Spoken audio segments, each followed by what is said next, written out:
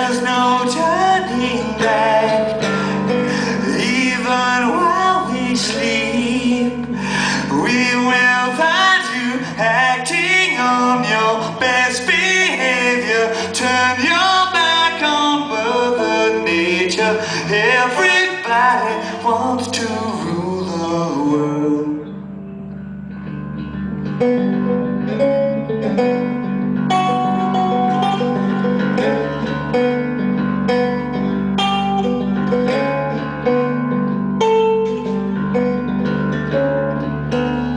It's my own desire, it's my own remorse.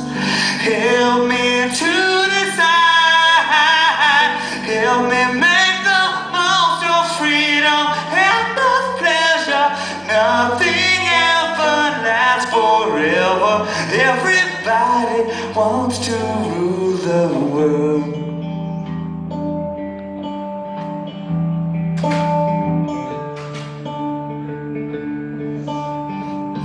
There's a room where the light won't find you, holding hands while the walls come tumbling down. When they do, I'll be right behind you. So glad we've almost made it, so sad they had to fade it. Everybody wants to rule the world.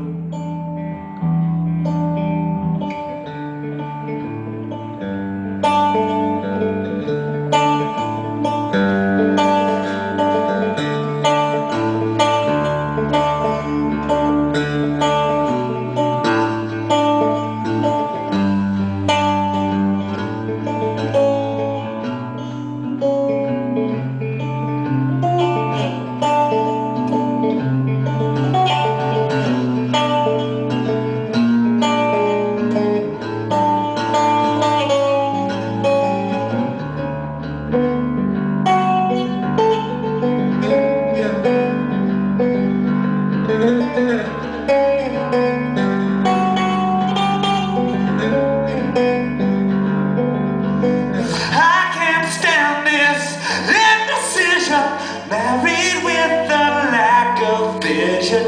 Everybody wants to rule the, say that you'll never need it. One headline, why believe it? Everybody, I said everybody, yeah, everybody wants to rule the world.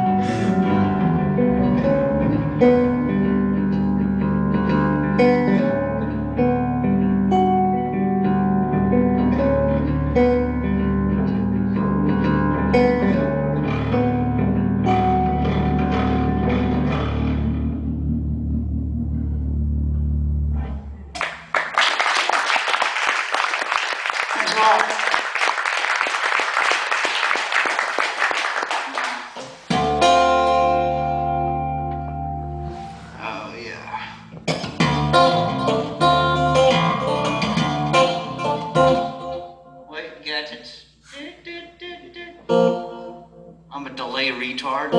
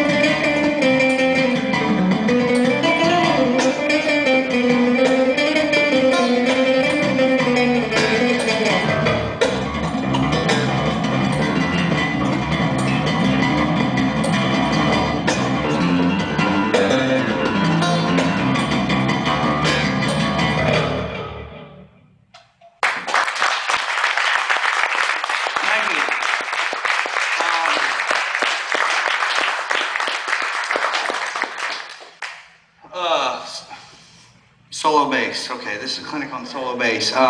First of all, let me metrically break down a buttload. Wow, it's a bigger crowd of people. Thank you all for coming, seriously. Check this out. Okay, now when you metrically break down a buttload, it's got strings and frets for the most part, just like a guitar. So using that train of logic, which is pretty much straight line from point A to point B, it is a guitar. So you have all the guitar techniques available to you, and that's the crux of what I'm doing here. You know, using a pick. I used to be anti-pick, but reverb. I realized that 5 million guitar players can't be wrong. So I started exploring playing with a pick more. And what's cool about playing with a pick is the way an engineering friend of mine, a mechanical engineer, explained it. You have a small surface mass hitting a small surface mass. It's efficient, way more efficient than large surface mass hitting small surface mass. You have wasted energy in your fingers if you want to look at it that way. I play fingerstyle too. I really don't care how I get a sound as long as I get a sound. So having said that, it also forces you to think binary, just up, down, or on, off, on, off, on, off, on, off. And so it's kind of a neat tool to get used to get a different sound. And plus I phrase differently when I pick up a pick. If you notice, it was like two different people when I played a solo with my fingers, because I have a tendency to kind of Stanley Clark out. And then when I play with a pick, the intervals get wider and more open. It's just a natural thing. And I just said, well, instead of rehearsing that with my fingers, why don't I just pick up the pick and do something that way? Is this making any sense? Good. You have plenty of other people like Russ Rogers here that'll speak very fluent musicianese, but I'm just here to hopefully inspire you and to give you some insights and another way of looking at the bass. Now, this thing that I'm playing, I have my own YouTube channel, and it has to do with music, but I make my own weird little sitcom. And is everybody here over like 15? Okay, and the name of the sitcom that I do for my own amusement is called Bitch, Where's My Bacon? And it has absolutely nothing to do with bacon or more bitches. So it's random stuff, you know. I'd give up the crapping for Hank Williams, that kind of thing. And then it cuts to a bunch of stuffed animals going, you know, that sort of stuff. But I posted a video of solo works in progress, and I was playing this thing. And I was ego searching on talkbass.com one night, and I found this whole thread just like where the people were completely polarized. They thought that this was not a musical instrument, that I was like the devil himself, which I rather enjoyed. You know, my defenders were very logical and articulate, and to them I am grateful. And to my detractors, I'm eternally grateful, because as a result of that thread, I sold more records, and I got almost 20 more subscribers to my YouTube page. So it played right in my hands. But the controversy I digress, the controversy that raged was whether this was an actual musical instrument or not. And because I was doing this, you know, I should have been playing the guitar. Well, I am playing the guitar. And if what I'm playing isn't a bass or isn't a guitar, what does it matter how it's played? So when my logic is flawless. You know, it's like the scene. Has anybody seen Amadeus? Yeah. I'm not going to digress into the historical inaccuracies, but there was one scene of one phrase: "You were very passionate, Herr Mozart, but you do not persuade." And if you're going to argue with somebody about art, politics, religion, music, use logic, not passion. Otherwise, you're just like going, well, this really sucks. Why does it suck? Because it sucks more than that other thing that sucks. That doesn't make any sense. All I was doing was playing an instrument, and that's all I was doing. And so, you know, solo bass is becoming a bona fide art form with a lot of artists. I consider myself a B-list or C-list player or whatever. A friend of mine goes, well, that makes me on the Q list. And so anyway, but basically, it's just spawned from idealism. I love the sound of the bass, and I'm a big fan of acoustic guitar music, and that's all this instrument became, was a vehicle for me to have the low notes that I love, but be able to do really bad imitations of Alex DeGrassi. You know, I don't know if you're familiar with Alex DeGrassi, but he's one of my favorite solo acoustic guitar players. Making sense so far? All right, cool, great. That's a normal bass, sort of. You know, and in my defense, I don't bring this to the blues jam. You know, all right, tore down, boys, neighborhood G. Follow me now.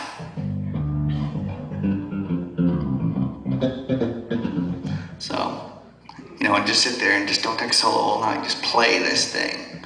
Be the house bass player. Watch people's expressions change. That's sometimes more fun than music itself. So anyway, all right, now more about solo bass composition. Okay, how many of you have seen my clinic before? Okay, good. Well, then I'm gonna have some new stuff for you guys, and for everything else, everything's gonna be like, hey, it's brand new. All right. And some of you are gonna go, wow, he got the wrong end of the crack pipe. Because normally we're pretty stiff, right? Pretty stiff bunch. Nah, I'm just kidding.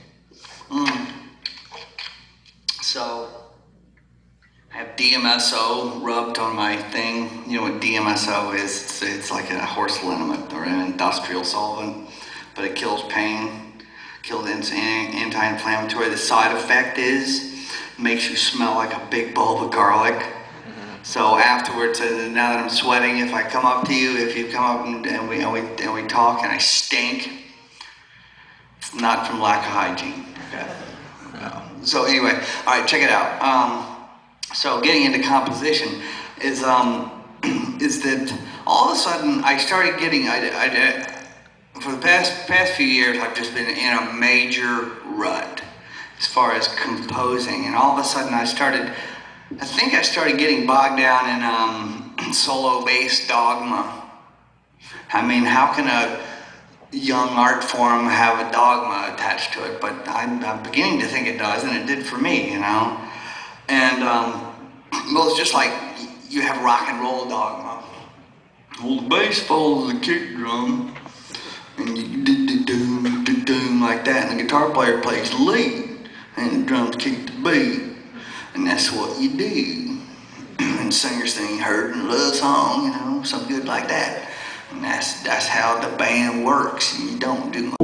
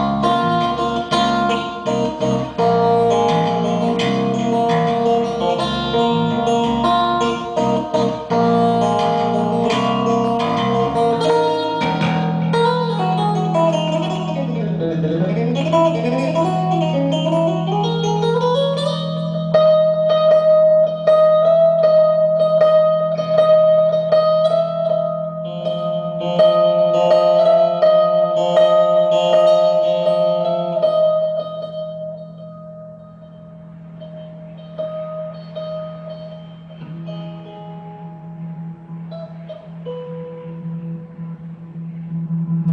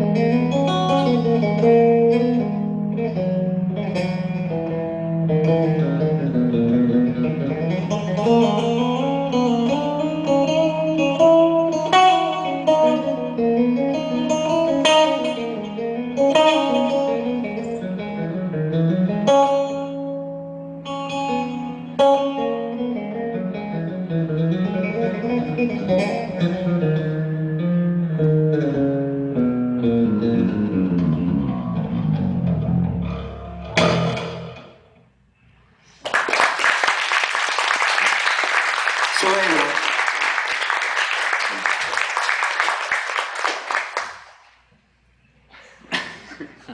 I think that's one of the best things I ever done. You know, it was one of those things where it's like, and basically I wrote that for myself. If you wanted to come along for the ride, that's super. But also that's one of my, what I would call a serious composition as well. I was very serious. And so having said that was basically to just break it down. I just took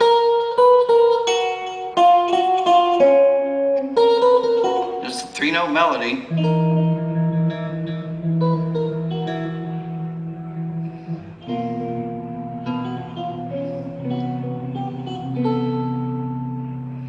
And then I did a Steely Dan change. Remember?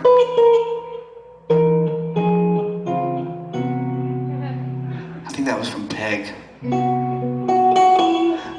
But you see what I'm saying? Is this making sense? You know, and for me, it just kind of like, it was so unsolo bass, dogma, weed eater stuff, you know?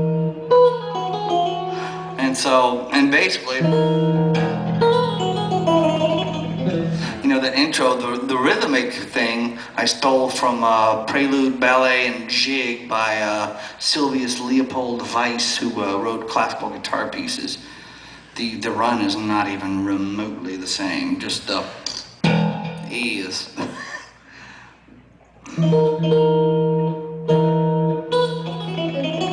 You know, but you know, and it kind of had a ballet kind of thing to it, and it was just, it just kind of broke the spell, you know. And I had a lot more stuff tonight, but it's just like my torqued upness prevented me from working up a lot of new stuff, and I'm very sorry for that.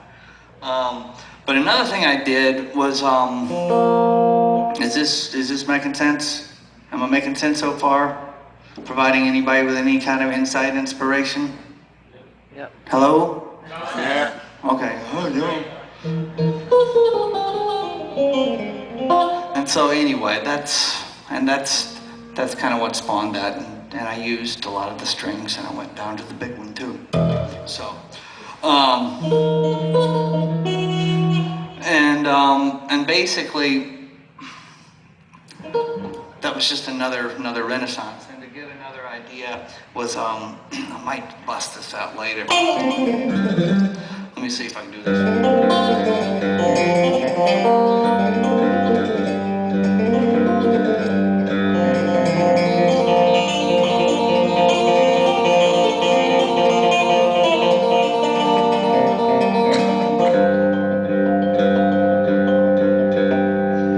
was talking about the harmonic things when they started floating above the piano, even though it was a prepared piece and the piano was tuned in a way to where it would generate an overtone series automatically. You know, that's the beautiful thing about that. And the overtone series is actually generated in nature, but that's a subject for another day. But so I decided to do my own experiment with that. And again, let's hope I can play it. I'm going to play some of it actually.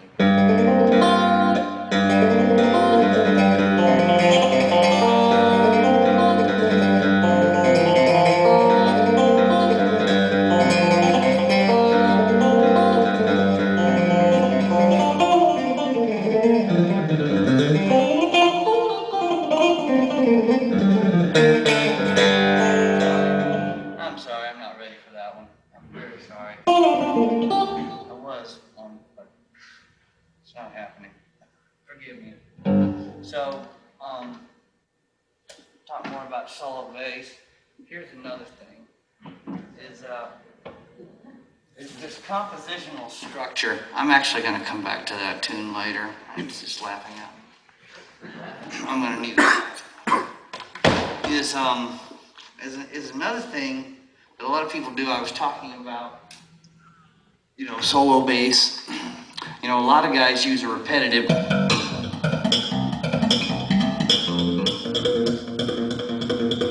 And they start doing that kind of trip, and they kind of repeat that over and over and over. And in realms of serious composers, that's called minimalism. But the minimalism of a bass guitar to non-bass players, it just gets a little bit old. And so, you know, a lot of guys send me tapes where they're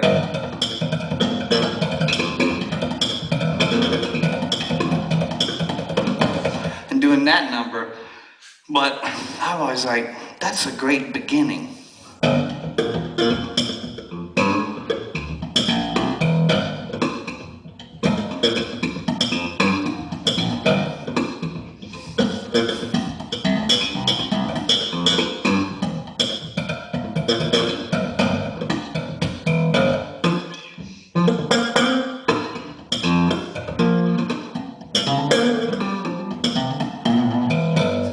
But have it go somewhere else. If you're going to use a looper,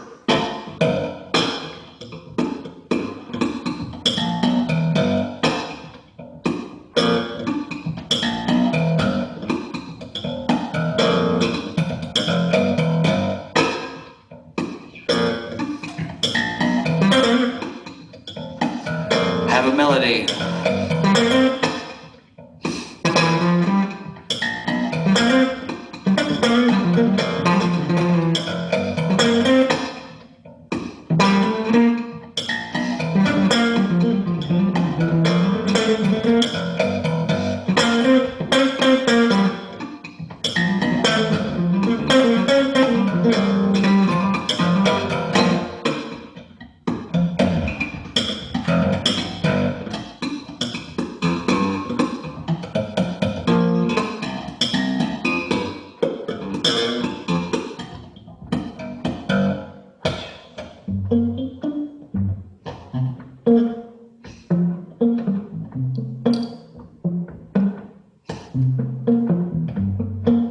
But just explore different ideas and set up a tune and set up different moods instead of going and having one timbre all the time. Does that make any sense?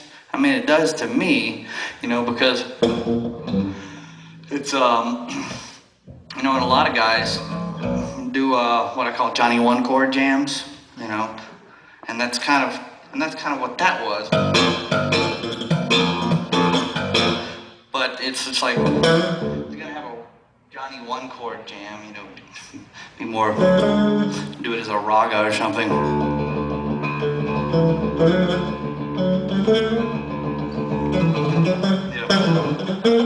You know, just kind of, you know, make it more interesting. Do something Indian kind of with it, as opposed to, because Because the thing is, with slap bass is like karate. There's always going to be somebody who knows more. You know, and it's just kind of like, I'd rather use it as a spice in a soup. And here's a tune off of one of my records, which is available here tonight. It's called The Week the Car Grew a Beard. It goes like this.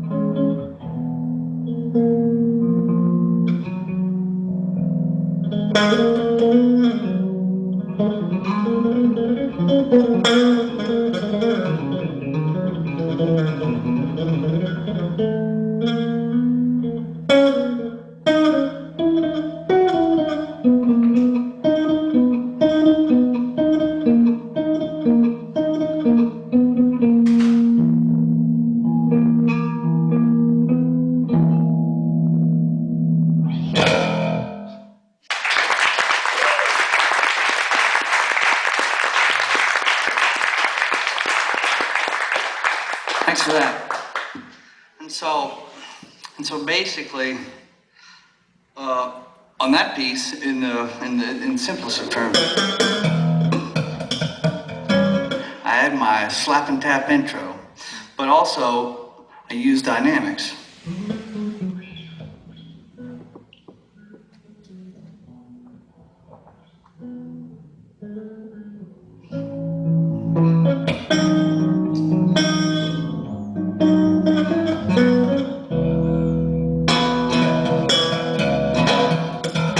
So it's kind of hard, if the room is loud, and if everybody's going, well, you should take your mutual funds and put it in IBM stock. If you're dealing with that, the way you can use dynamics is limited. But in a place like this, dynamics makes the music more exciting as opposed to, staying at.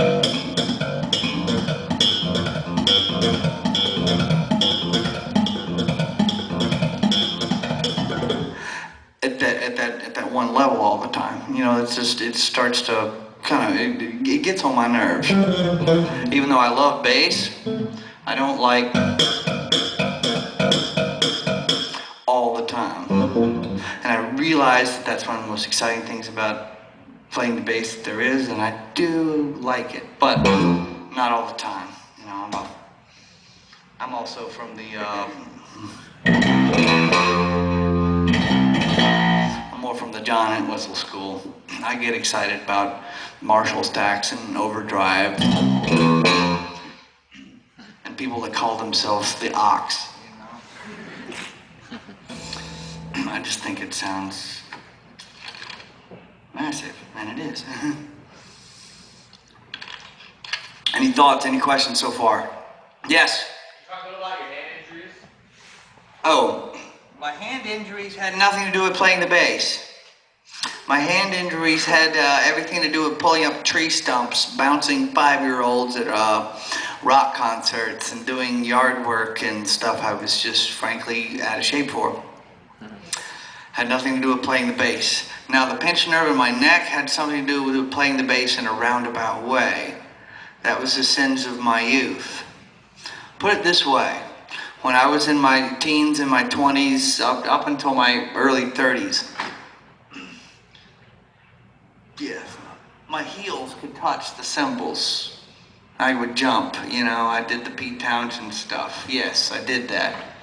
And to get more height, I used to have one of those, aerobics trampoline on stage. It was off to the side, bam! And I would do this all barefooted.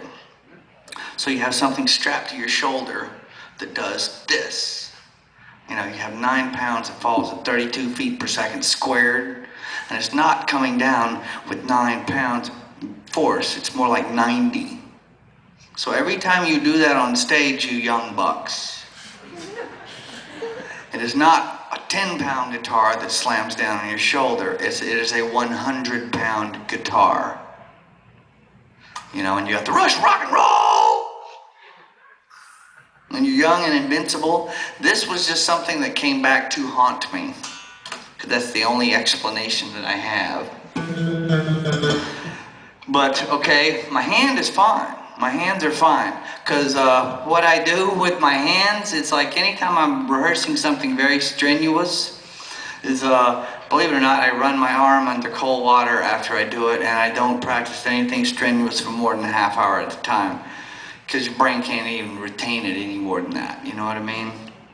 And the problem with what's going on now is that, you know, it was kind of funny. My pointer finger went completely numb when my nerve pinch went off, and then I lost the feeling in my freeway finger.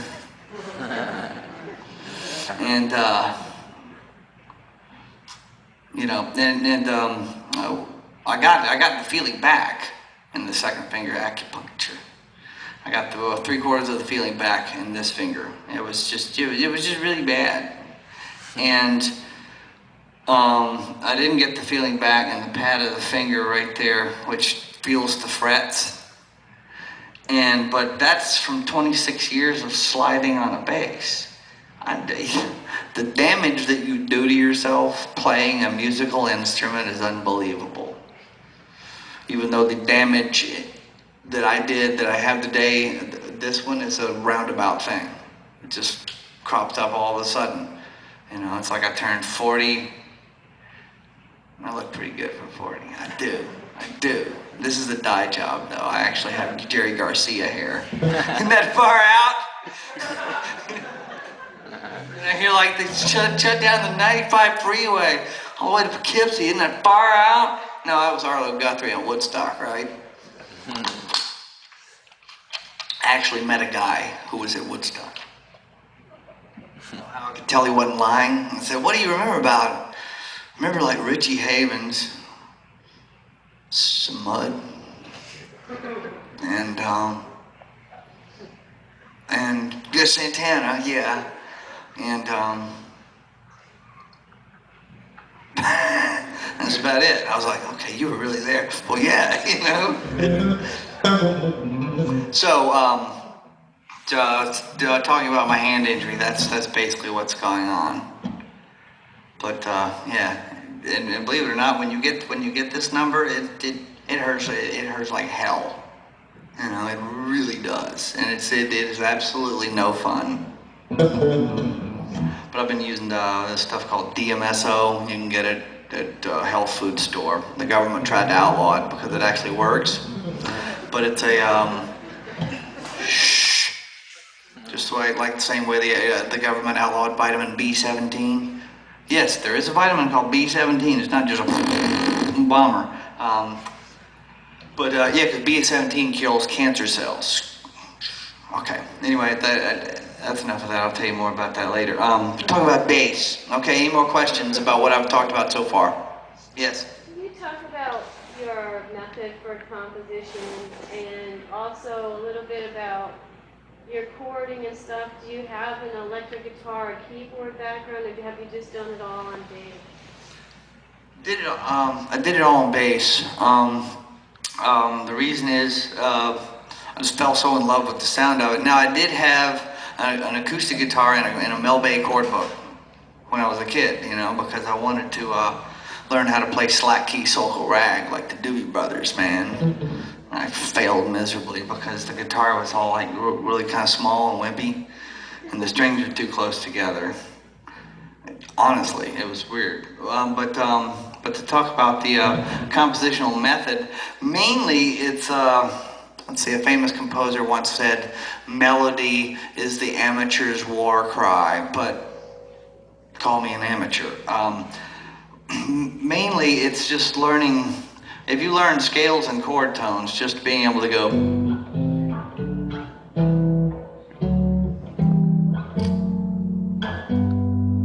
You can just take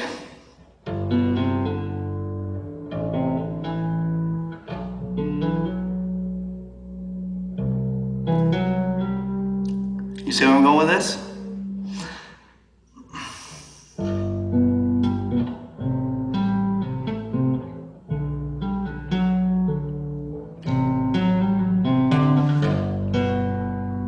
Okay. Compositional method. Basically, okay, when you play a stringed instrument, there's several types of composition that you're usually going to go for. It's like we rock guys call them riffs. Rock people call them riffs. Classical composers call it a motive.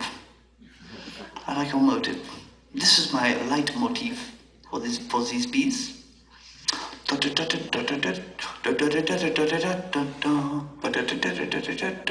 is a leitmotif, you know. A motive is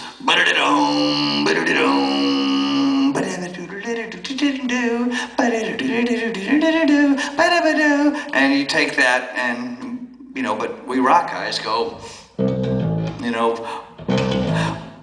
that's the disco version. You remember that one, Jerry? Yeah, we old guys. Okay, we call that a riff. And basically what you do, it's like if you're gonna do a motive-based composition, basically the motive repeats itself, and then you tinkle a melody on top of the motive, okay? An example of some type of motive-based thing could be to take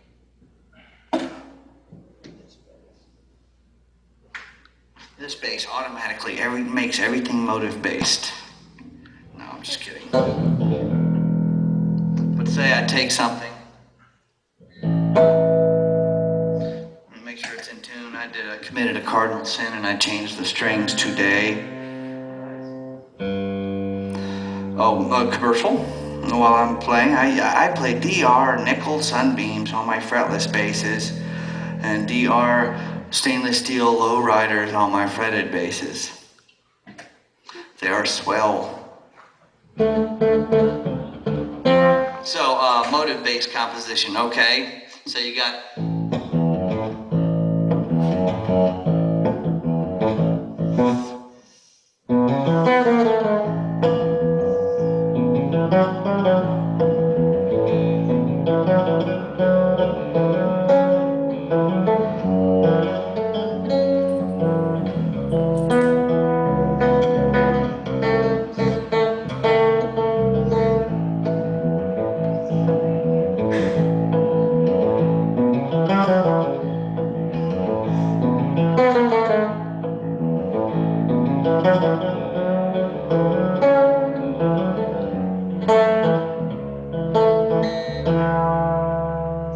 You see what I'm saying?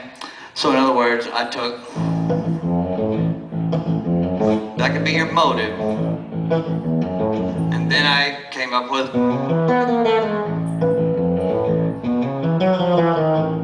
and so you can make a melody have a motive, and so then it becomes catchy, perhaps, and that's another reason, and metaphysically, it's like Michael Mannering, we were talking about this, you know, if we do a weird tuning, what do? Well, you just hit the open harmonics at the 5th and the 7th frets and you see what kind of things it suggests, and you go from there. Music, any given piece of music, a rock tune, a jazz tune, I don't care what it is, the piece of music that you're coming up with already knows exactly what it wants. And you gotta just be willing to listen, and not hear it, listen to what's going on and give it what it wants. Don't play 5 notes when you only need 2. We're all guilty of that. And in other words, you know, it's a whole, and another way I envision things, it's like there's 2 different things. There's live and there's Memorex, okay? When I Memorex, when I do an album, my album version is completely different, yet close enough to what I do on stage.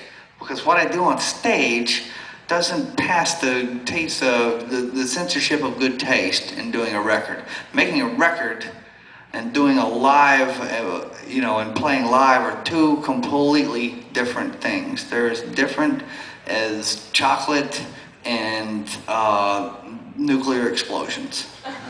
They're completely polarized, unless you are going to get into the studio and record live, warts and all. But you have to say this was recorded live. But to do an album and editing myself in that process, that's a whole different kettle of fish. Live, anything goes. If I screw something up because I took a risk, so be it, Because when you take a risk and you don't screw it up, it's like that thing in Russ's office that I just laughed at because I'm so guilty of it. Landing on the wrong root note after you do the massive fill.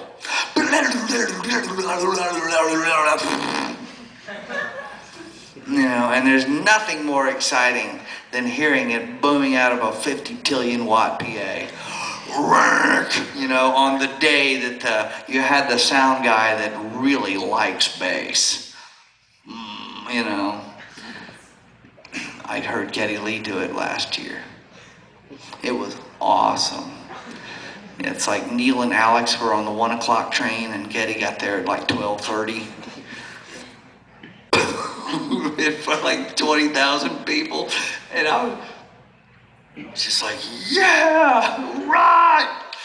And then shortly after that, Neil broke a drum head and I was like, oh, this is so cool. Stuff happens to him. All right, anyway, am I helping with your question? Because that's a good question to have. But again, so that's one type of compositional process, and that's an actual idea I've been working on.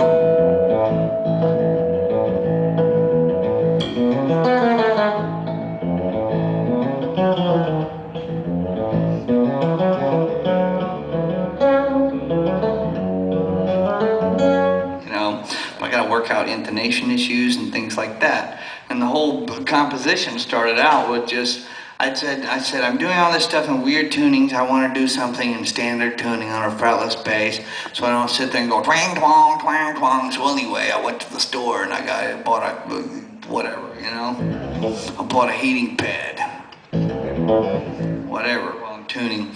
But the idea of the tune was something like.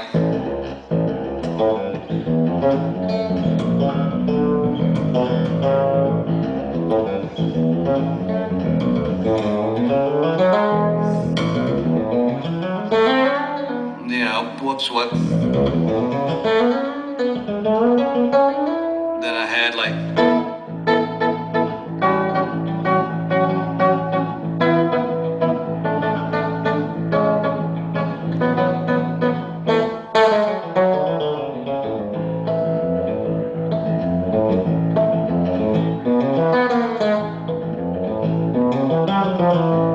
But this.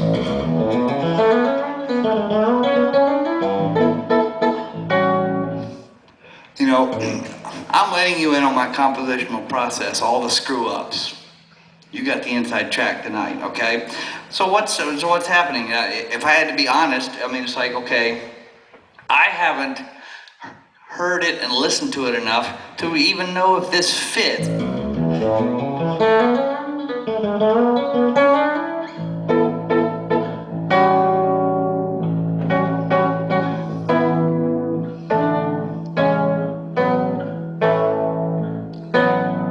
It sounds thick and hip and jazz playerly. I understand that, but I'm just like, oh, does it really work? And then I go, because it's just like, okay, I go from Hipland, where everybody's all svelte and dressed to the nines, to an amusement park. If you have to make a movie in your head, a lot of times I do that. The music becomes a stage setting and I have characters and everything, and it's just like, okay, I got the seduction scene going on, and then one of the guys from Killer Clowns from Outer Space walks in. And it's just like, no, this is not going to work. Because a lot of what You know, if you ever listen to cinematic music without the images, the movie images, but you know what the scene was in the movie, it's actually extraordinary what those guys do. You know, because they will have, if one of the Killer Clowns guys walks in, they're gonna have music that sets that off. You just know what's gonna happen. Like you watch NCIS, you know that the second they turn the corner, they're gonna open up the dumpster and they're gonna find a stiff in there, you know? You just know. Just like in Law and Order, you had, "Hey Lenny," then ding ding, and you knew that what, "Hey Lenny," ding ding, they found a stiff. I wish I was the guy that wrote ding ding, you know. So anyway, any more questions? Yes. Who was the person who wrote the piano piece you were talking about? Oh, the perfect tuning. Well, the guy that's on YouTube right now, just enter the search words Lamont Young, Lemonte Young, and Lamont Young will be in the audience. But the piano piece is called something transcendent. It's by a guy named Michael Harrison, and you just owe it to yourself to check this out. And it's just like, and I was just like going, "I am not worthy." Is this helping any? Are you sure? Okay. Another question? Yeah. Is your eight-string based in the fourths? Yeah. It's tuned straight up for us. Now I did do an altered tuning on it. I did do a new piece called it's in an altered tuning. It's really exciting. I'm gonna play it for you. It's a brand new piece. It's taken from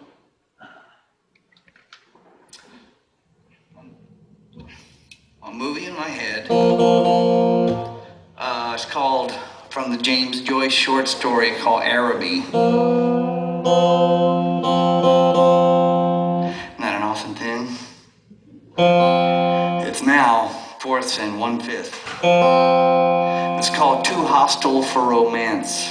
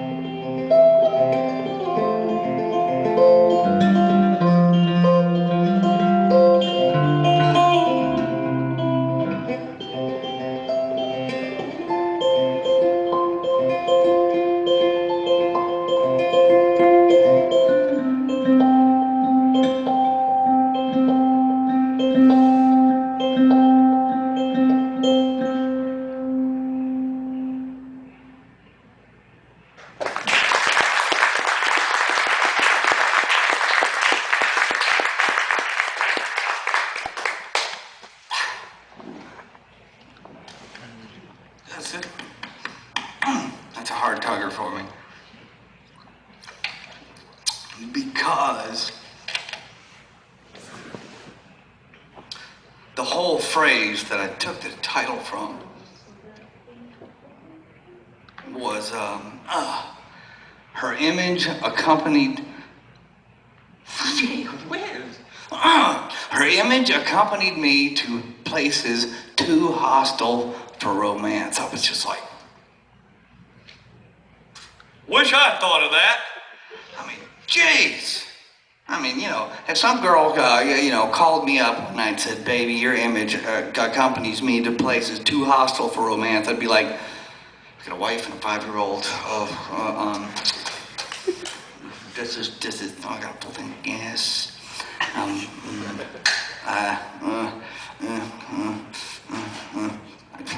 Yeah. I mean, it's just like you're reading the short story and the guy's ticked off because his uncle's not home in time to give him the money to go to the bazaar to buy something for the girl he loves, and he's just... And so... Also, for solo bassists and composers, it helps if you read books without pictures. And make up your own movies in your head. I'm serious.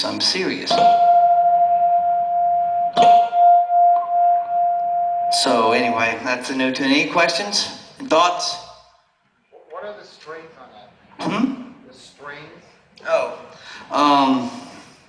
It's tuned B, E, A, D, G, C, F, B flat.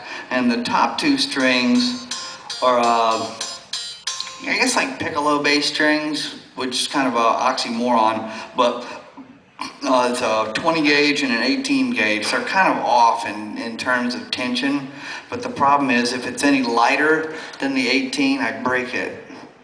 Because then that's a lot of people, a lot of my friends that played, they call these things extended range basses, or ERBs.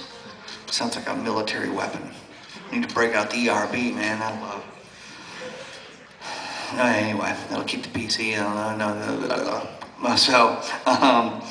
so that's basically it. And they're made by DR. How do you, Yeah. how do you, Wait, I'm still on him. Can you talk a little bit? I heard you play the 8th string and you have a lot of big, thick tone in it. Can you talk a little bit about your tone and when you are... Yes, I'd love to. And when you go play places, how do you...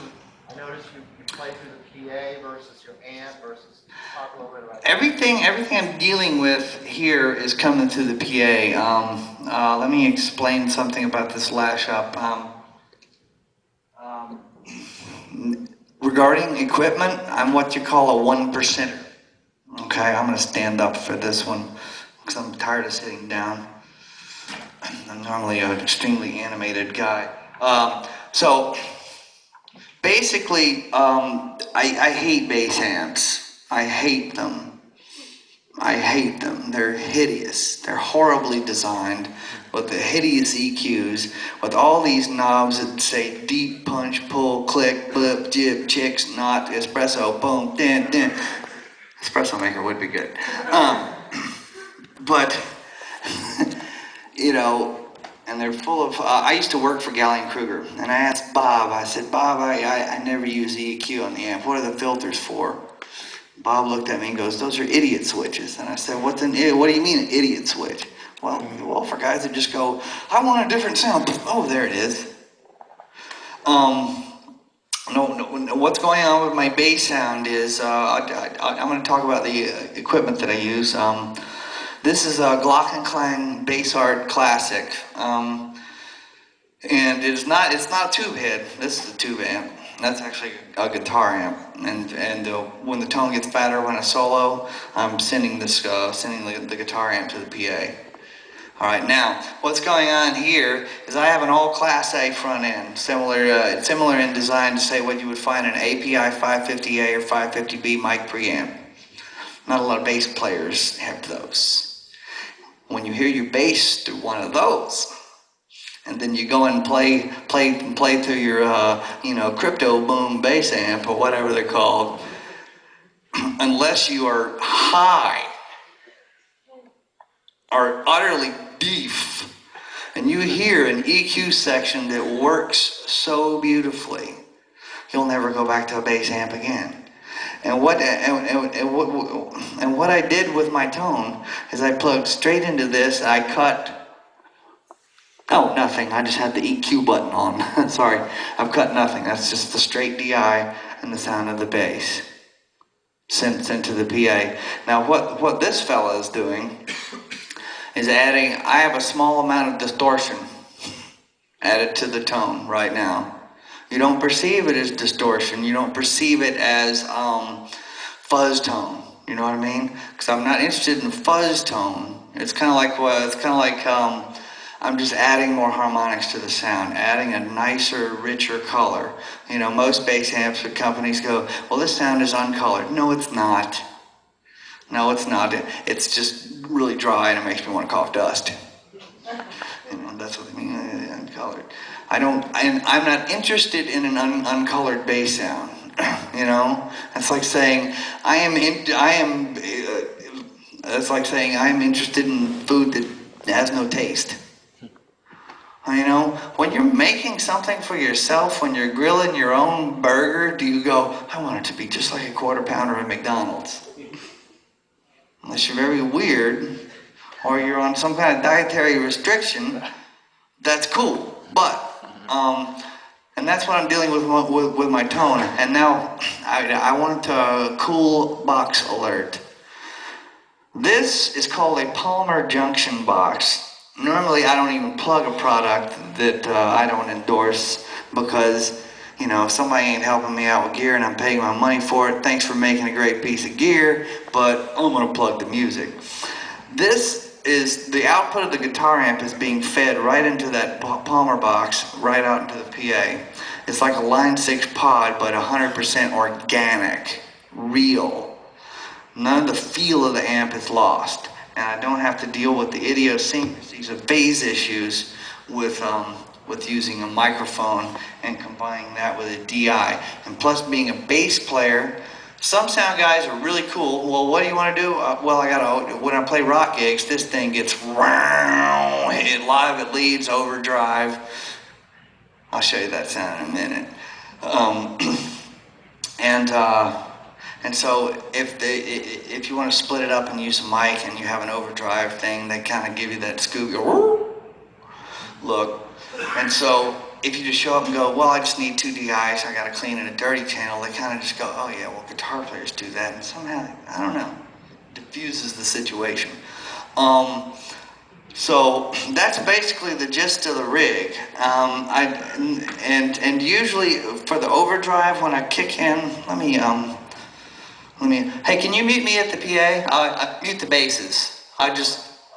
Okay, good. I'm gonna show the folks something about the sound here. And again, I'm a 1%er. My favorite bass sounds from different musicians have always been generally your classic rock kind of sounds. And by that, I don't mean Brown Eyed Girl. I'm talking about John Entwistle, Roger Glover from Deep Purple, Ray Schulman of Gentle Giant, because all these guys had this, you know, their amps are just farting out, it's got this big growly tone. And I realized, what's going on? Why do I like this sound so much? Oh, they didn't have bass amps, they were playing through like Marshall heads. And I was like, oh. So, you hear that? That's part of my bass signal.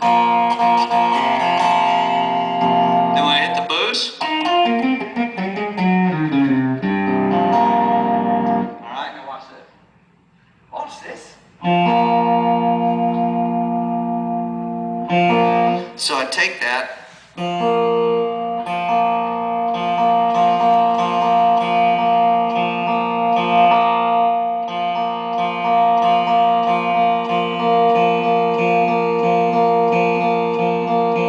Mix in some of the clean sound and say I do some finger picking.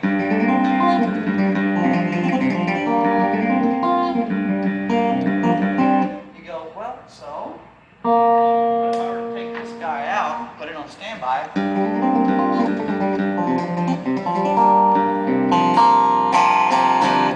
Super mega clean. When I add that guy in,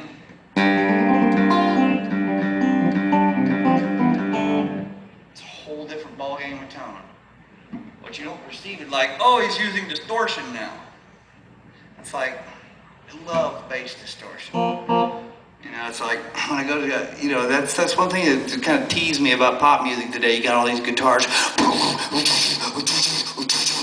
or you got these shred guitar albums, and the bass is one, do do do do do, I'm so clean, do do do do do do do. I'm just like going, what are you, a man or a mouse? Come on, all right. Now let me show you something. Am I going too far with the tone thing? Okay, good. And EQs, if I don't have to use an equalizer, I'm happy as a clam. An equalizer is there to fix a problem, you know, and to help tune a room. If you're in a dark room, apply some more, you know, but I'm happy with my basses. My basses, normally I've got EQs on my basses, I don't even fiddle with those. I mean, it's just beyond me. Because, let's see, now, when we get into the realms of rock bass, this is a whole different kettle of fish. Keep me muted at the PA, you'll think.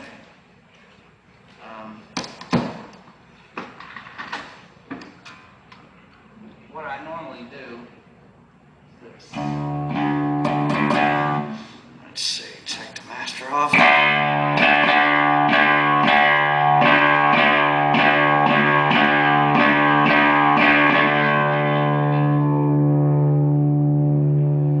So say you got,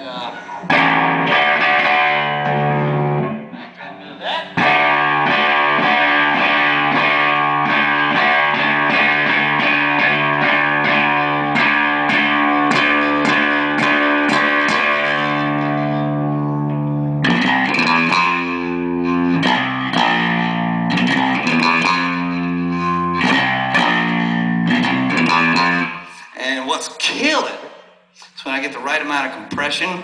Yes, you can slap with that sound. But like.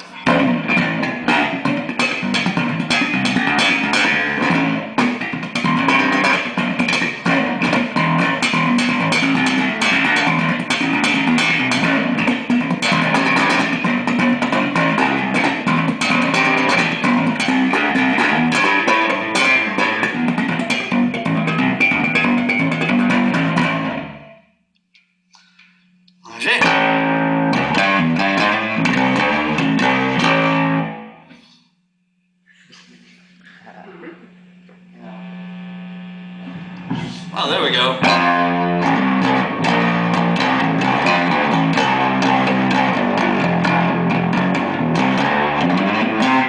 I'm a big Rush fan, so when doing that, I go.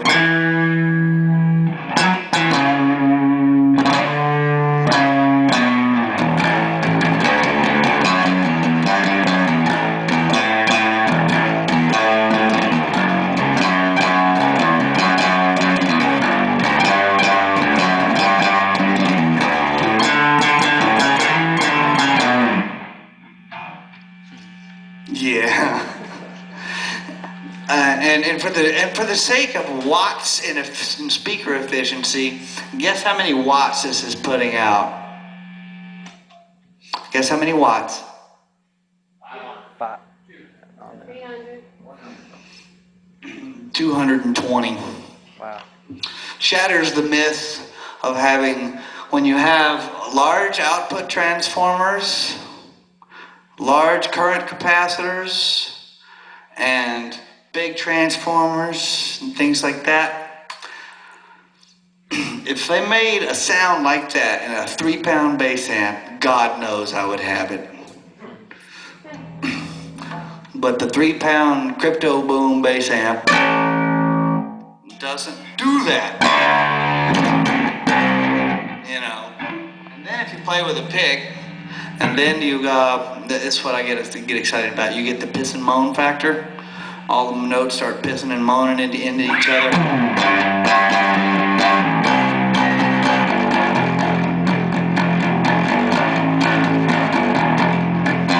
It's a long way down. You know, I mean, it's just like, yeah.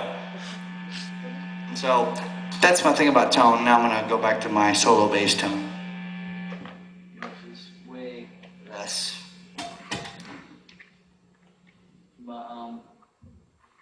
But that's the thing about tone. I mean, I'm just not a fan of onboard preamps. Active electronics are great, but when you start tweaking your treble and your bass and your things like that, you know, you're trying to. A lot of people, I think, are trying to thwart the laws of physics. You know, if you really want that much low end, you need to get some speakers that move that much air, because all those frequencies are there while you're playing.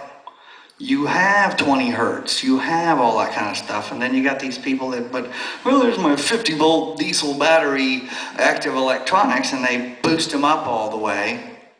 You know, only thing you've done is increased your volume and ticked off the sound guy because you altered the gain structure of the mixing board. You know, bass players, I guess we shouldn't have this knowledge, but you know, it's like I don't care about the fads and equipment. I don't care about the current trends. I care about what works. And unfortunately, this stuff is very heavy, and when I'm not all banged up, you know, I can lift it.